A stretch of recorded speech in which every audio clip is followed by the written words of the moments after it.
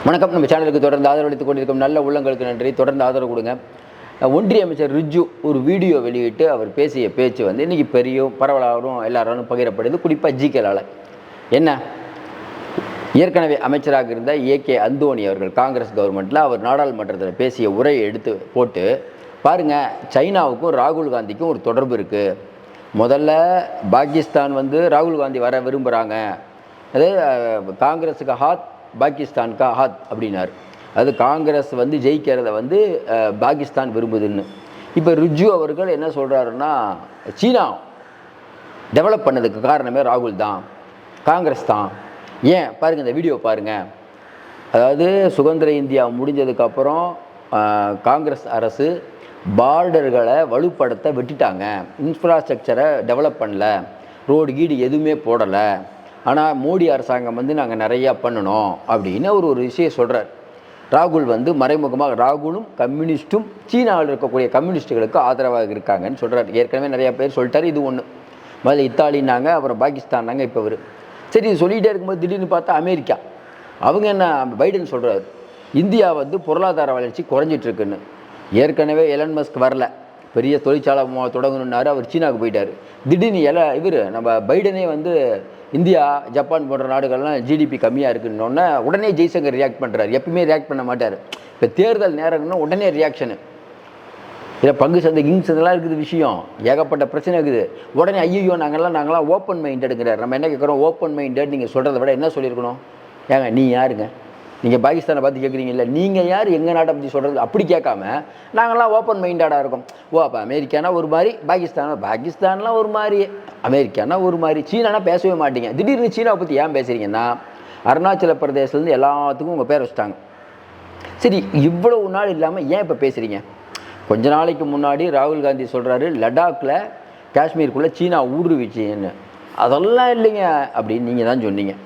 கடைசியாக என்ன நடந்தது? ஊடுருவிட்டான். அதுக்கப்புறம் போனீங்க. ஒன்று.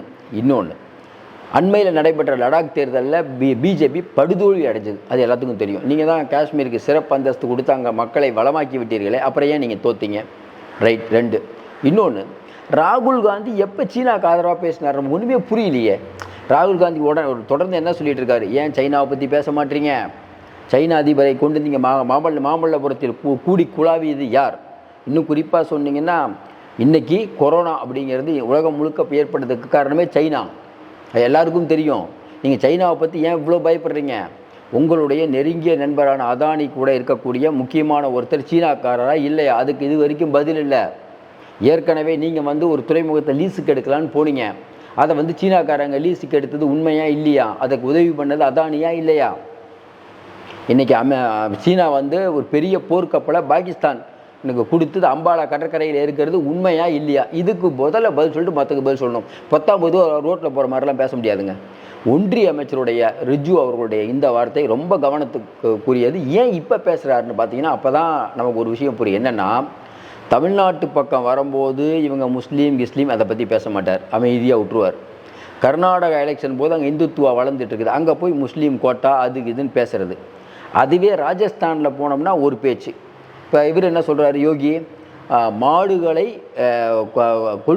கொள்ளுபவர்கள், மாடு இறைச்சி கொள்வது, இவர்களோடு கூட்டணி வைத்திருக்கிறது காங்கிரஸ்னு. ஏங்க மாட்டுக்கறியை இந்தியாவில் ஒன்று பேன் பண்ணலையே, சாப்பிட்றதுன்னு அவ்வளோ குற்றமா?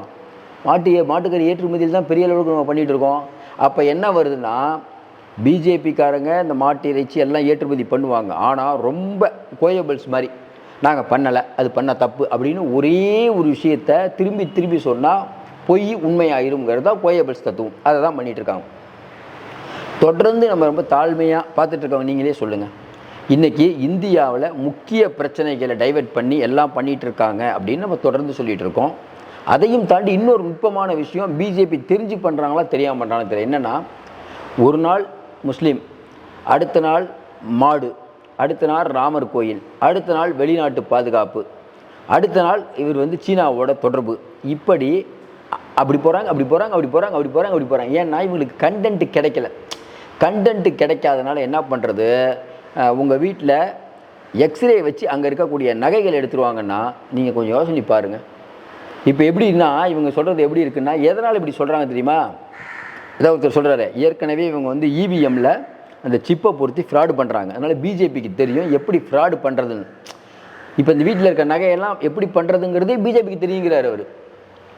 அது சாத்தியமில்லாத விஷயத்தை யாராவது இந்த மாதிரி பண்ண முடியுமா? இதை ஒரு பிரைம் மினிஸ்டர் போய் சொன்னால் நம்ம என்ன புரிஞ்சுக்கிறது அவங்களங்கிறது புரியல.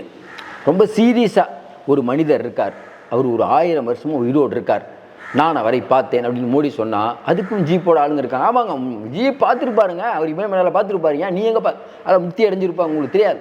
அவங்க தான் சொல்லியிருப்பாங்க ராமர் கோயிலில் விஷயம் இருக்குது நீங்கள் போங்கன்னு சொல்லியிருப்பார். ஏன்னா இன்றைக்கி நம்ம ஆளுநர் ரவி அவர்கள் வேறு ராமர் கோயிலுக்கு போயிருக்காரு. கேட்டோம் என்ன நாங்கள் திடீர்னு ரவி எதுக்குங்க இன்றைக்கி க்ளீனாக போகிறாருன்னு பார்த்தா இல்லைங்க, மோடி அங்கே போகிறாரு, மோடிகிட்ட ஒரு அட்டனன்ஸ் போட போகிறாருங்க, வேறு ஒன்றும் இல்லைங்க. ராமருக்கு அட்டனன்ஸ் போடுறாரு இல்லையோ மோடிக்கு அட்டனன்ஸ் போடுறாங்க அப்படின்னு சொல்கிறாங்க. அவருடைய கடவுள் நம்பிக்கை நம்ம எதுவும் சொல்ல முடியாது. அவர் வந்து கடவுளை கும்பிட போகிறாருன்னு நம்ம என்ன பண்ண முடியாது. வெளியில் வரக்கூடிய தகவல்கள் அந்த மாதிரி 10 பேர் 10 விதமாக தான் பேசுவாங்க. ஏன்னா கரெக்டாக அந்த நாள் போகிறதுனால. இப்படிப்பட்ட சூழ்நிலையில் இன்றைக்கி சீனாவுக்கு ஆதரவாக ராகுல் இருக்கிறார்னு சொல்லிட்டு நம்ம ஏகே அந்தோணி பேசிய பேச்சு, நாங்கள் பார்டரில் வந்து இந்தந்த மாதிரி நடவடிக்கை எடுத்திருக்கோன்னு அவர் சொல்கிறார். இப்போ நம்ம சாதாரண ஒரு இந்திய வாக்காளர் இல்லை இந்திய குடிமகன், நம்ம என்னென்ன இந்தியா நம்மளுது, நம்ம என்ன சொல்கிறோன்னா, ஏங்க காங்கிரஸ் ஆட்சியில் ரோடு போடலங்கிறீங்க, ஒன்றுமே இல்லைங்கிறீங்க, ரைட். காங்கிரஸ் ஆட்சியில் எப்படின்னா உள்ளே வரலையா, உங்கள் ஆட்சியில் ஏங்க உள்ளே வராங்க கேட்டோம்னா அவங்க போடாதனால உள்ளே வந்தாங்களாம். இப்போ நம்ம இன்ஃப்ராஸ்ட்ரக்சர் பண்ணிட்டோமா. இதை விட காமெடியாக இன்னொரு பிஜேபி சொல்கிறாங்க, சார் அது காங்கிரஸும் சீனாவுக்கு ஹெல்ப் பண்ணுது, ஓகேவா, அதனால் சீனாக்காரன் வந்து காங்கிரஸ் இருக்கும்போது உள்ளே வர மாட்டான், ஆனால் மோடி வந்து நெருப்பு போன்றவர், அவர் இருக்கும்போது உள்ளே வராங்க. நான் கேட்டேன், ஏங்க உள்ளே வரான்னு தெரிஞ்சு அப்புறம் எதுக்கு அவர் அதிபரை கூட்டு வந்து இங்கே மகாபலிபுரம், அதுதான் மோடியோட ட்ரிக்ஸு. என்னங்க ட்ரிக்ஸு, அவர் அப்படியே கூட்டு வந்துடுவார். அவரை கூட்டு வந்து அவர்கிட்ட பேசி, ஏன்னா இங்கே பேசி மக்களை ஏமாத்துற, அதே மாதிரி அவர்கிட்ட பேசி பெரும் அளவுக்கான முதலீடை ஈர்க்க போகிறாருன்னாரு. முதலீடு ஈர்க்க போகிறாரா? கடைசியாக கொரோனா தாங்க ஈர்த்தாரு. அப்படி தான் மக்கள் பேசிகிட்டு இருக்காங்க. கூட்டு இப்படி பண்ணிட்டீங்களேன்னு தானே பேசுகிறாங்க. சீனாவை பற்றி நம்ம இந்தியருடைய மதிப்பீடு என்னங்கிறது எல்லாத்துக்கும் தெரியும். ஆனால் சீனாவை பற்றி நீங்கள் ஒரு வார்த்தை பேச மாட்டீங்க. கேட்டால் காங்கிரஸ் இதுக்கு எதிர்ப்பான். எப்படி இருக்குன்னா, இவர் ரேவண்ணா பையனுக்கு ஓட்டு கேட்பாராம், அவருக்கு போடுற ஓட்டு எனக்கு போடுற ஓட்டுன்னு கேட்பாராம், கூட்டணியில் இருப்பாராம். ஏங்க அவர் தப்பு பண்ணியிருக்காரு, நடவடிக்கை எடுக்க, நாங்கள் எப்படி எடுக்கிறது, காங்கிரஸ் எடுக்கணும். சரி, காங்கிரஸ் உடனே சொல்லிட்டாங்க லுக் அவுட் நோட்டீஸ் கொடுங்கன்னு சொல்லிட்டு அவர் உடனே கைது பண்ணிட்டாங்க. இப்போ அமைதியாகிட்டாங்க. இவங்க என்னென்னா ஏறுறது இறங்க, நம்ம எல்லாத்துக்கும் இவங்களை பற்றி தெரியும். ஒரே விஷயம் தான் இன்றைக்கி நம்ம கூடிய நிலைமையில் இது ஒரு பிரச்சனையாகி இதையும் மக்கள் பார்த்துட்டு மறுபடியும் என்ன சொல்கிறோன்னா, இது ஏன் இப்போ பேசுகிறாங்கன்னா, சீனாக்காரங்க உள்ளே வராங்க, ஏகப்பட்ட விஷயங்கள் பண்ணுறாங்க. திடீர்னு பார்த்தீங்கன்னா பார்டரில் இராணுவ விமானப்படையில் இருக்கவங்க இறந்துட்டாங்க. ராகுல் காந்தி கண்டம் பண்ணுறாரு, மிகப்பெரிய அயோக்கியத்தனங்கிறார். ஏன்னா இவங்க என்ன சொல்லியிருப்பாங்கன்னா, அதனால் இவங்க என்ன சொல்கிறாங்கன்னா, எல்லையில் இருக்கவங்கலாம் ராகுலுக்கு வேண்டிப்பட்டவரான். ஏங்க உங்கள் ஆட்சியில் நம்மளுடைய இராணுவ வீரர்கள் இறக்குறாங்க, யார் இருந்தாலும் தப்பு தானுங்க. புல்வாமா தாக்குதல் எப்படிங்க நடந்தது, சத்யபால் மாலிக் என்னங்க சொன்னார், அதெல்லாம் பேச மாட்டீங்க. என்னென்னா இதை எதை பற்றியுமே பேசாமல் ராமர், சீதை, அனுமார் இப்படி கடவுளை வைத்து கடவுளுக்காக மட்டும் இந்துக்களே ஒன்று கூடுங்கள்னு சொல்லி இந்துக்களை ரோட்டில் விடுற வேலையை பார்க்குறாங்க. சரி, முஸ்லீம்லாம் வெளியே அனுப்பிட்டோம், நம்மளே கேட்குறோம், முஸ்லீம்லாம் வெளியே அனுப்பிட்டோம்பா, எல்லோரும் அவங்க நாட்டுக்கு போட்டோம். நம்மளை எப்படி வச்சுருப்பாங்கன்னு நினைக்கிறீங்க? இவங்க கோயில் கருவறைக்குள்ளேயே நம்மளால் போக முடியலையேங்க, இவங்க எப்படி நம்மளை வச்சுருப்பாங்க? எல்லாரும் பேதமற்ற சமுதாயம் உருவாக வேண்டும்னு சொல்லிட்டு தான் இருக்கோம். ஏற்றளவில் இருக்குது அது. மற்றபடி இஸ்லாமியர்களும் கிறிஸ்தவர்களும் கூட பரவாயில்ல பண்ணாலும். இப்படிப்பட்ட சூழ்நிலையில் இன்றைக்கி இருக்கக்கூடிய நிலைமையில் இது ஒரு பக்கம் போயிட்டு இருக்கும்போது திடீர்னு பார்த்தீங்கன்னா பைடன் சொல்கிறாரு இந்தியாவில் வந்து ஜிடிபி கம்மியாகிடுச்சுன்னு. உடனே ஜெய்சங்கர் ரியாக்ட் பண்ணுறாரு. நம்ம என்ன கேட்குறோம், அமெரிக்கா ஒரு விஷயத்தை சொல்லுதுன்னா ஆதாரம் இல்லாமல் சொல்லுமா? எல்லோரும் சொன்னதானே சொல்கிறோம். பணவீக்கம் மன்மோகன் சிங் காலத்தில் எப்படி இருந்தது, உங்கள் காலத்தில் எப்படி இருந்ததுன்னா அதுக்கு பேசவே மாட்டுறாங்க. நீங்கள் கருப்பு பணத்தை ஒழிக்கிறேன்னீங்களே, ஏகப்பட்ட பணம் பிடிபடுதே, அதெல்லாம் யார் பணம்னா அதுக்கும் கேள்வி இல்லை. சரியா, பெட்ரோல் டீசல் விலை ஏன் உயர்ந்ததுன்னா அதுக்கும் கேள்வி இல்லை. ஆனால் ஒன்று சொல்லுவாங்க பாருங்கள், ஜிஎஸ்டி பணம் நிறையா வந்துருச்சு. ஜிஎஸ்டி பணம் எப்படி வந்தது? ஜிஎஸ்டி பணம் யார் கொடுக்குறா? எல்லா மாநிலங்களும் ஜிஎஸ்டி பணம் கொடுக்குது. அதில் 2வது அதிகம் கொடுக்கக்கூடிய மாநிலம் தமிழகம். யூபி கூட அவ்வளோ இல்லை. அப்போ ஜிஎஸ்டி சரி வருதுங்கிறீங்களா, எங்கே எடுத்து செலவு பண்ணீங்க அப்படின்னு கேட்டால் நிர்மலா சீதாராமன் சொல்கிறாங்க அதெல்லாம் கொடுக்க முடியாதுங்க, எங்களுக்குன்னு ஒரு சில ரூல்ஸ் எல்லாம் இருக்குது, நாங்கள் ரூல்ஸ் பிரகாரம் தான் கொடுப்போன்னு. சரி, இப்போ தமிழகம் உள்ளிட்ட ஸ்டேட்லாம் எங்களுக்கு ரூல்ஸ் இருக்குதுங்க, கொடுக்க மாட்டேன்னா என்ன ஆகுது? இது என்னென்ன இப்போ என்ன சிக்கலாகுது?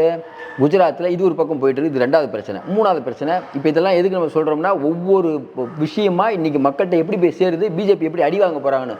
ஒரே விஷயத்தில் அடி வாங்க மாட்டாங்க. தொடர்ந்து இவங்களுக்கு எந்த மாதிரி சீனா பார்டர்னால பெருசாக மக்கள் கவலைப்பட மாட்டாங்க. ஆனால் சீனாவை நீங்கள் ராகுல் காந்தியை குற்றச்சாட்டினா மக்கள் நம்ப மாட்டாங்க. இன்னொன்று அவங்க பழைய ஆண்டு நீ என்னையா பண்ணிட்டு இருந்தால் கேட்பாங்க. இதுலேயே அவுட்டு.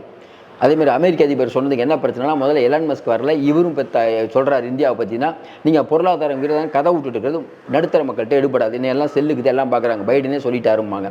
எலான் மஸ்க் வரல, பைடன் வரலாம் நம்புவாங்க. இன்னொன்று நம்ம அமித்ஷா காந்தி நகரில் நிற்கிறாரு. அங்கே பார்ட்டியில் ஷீத்தல் அந்த அம்மா நிற்கிறாங்க காங்கிரஸில். இவ்வளோ நாள் இல்லாமல் 14 வேட்பாளர்கள் வாபஸ் வாங்குறாங்க. அதில் 2 பேர் வந்து அதில் ஒருத்தர் சொல்கிறார் எனக்கு 3 பொண்ணுங்க இருக்காங்க, மிரட்டுறாங்க வாபஸ் வாங்குறேன்னு. இது என்னங்க நாடு?